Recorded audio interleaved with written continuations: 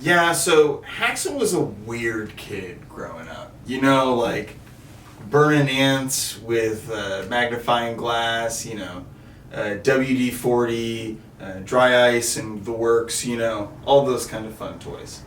Um, there were many times where we found increasingly larger and larger dead animals everywhere around, but I don't know. HAXAN was kind of a coward, so I don't think he did it. I think he just found roadkill, honestly. That's the other thing. So every time I go down to 23rd Street around the McDonald's, I see this guy with signs. Sometimes say like nudes for pay, sometimes say Jesus is coming. There was this one time it was just a swastika, and I don't know, this man, like I said, I'm terrified. I hope I've called the cops on this man before, and they just say it's another crazy person. Sorry. So, I don't know what to do at this point. I'm scared for my life. I'm scared for my puppy's life. I'm scared for my neighbor's life. And I really hope something's done about this, because this guy wants raw meat. And I don't... Somebody needs to give it to him or apprehend him, because I'm scared. HAXAN and I went to elementary school together. We went to middle school together. We graduated. I think he was a couple years below me when we graduated high school, but it wasn't because we weren't in the same grade. We were up until a point, but I think he got held back a few times. People, they misunderstand him, I think.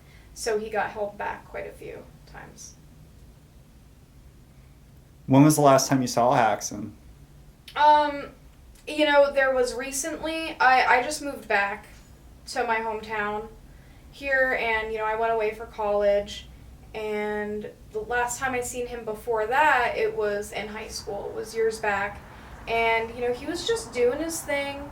He wore a cloak a lot to school, so he got detention a lot because that was against the dress code. I think it was a little too strict. That's kind of artsy. There was plenty of kids doing their own thing. There was... The band kids got to wear their uniforms. Their uniforms were against school code. The cheerleaders' uniforms were against school code. The football players' uniforms were against school code, but HAXAN couldn't wear his cloak. I kind of feel like they were targeting him. But, that was the last time I seen him. But recently, coming back, I think I saw him on the side of the road. I feel like he was hitchhiking. There was a weirdo with a sign, and it looked like him. It had to be him. Who else wears that cloak? It's iconic.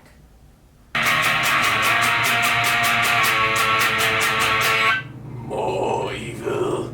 You want more evil, you fuck?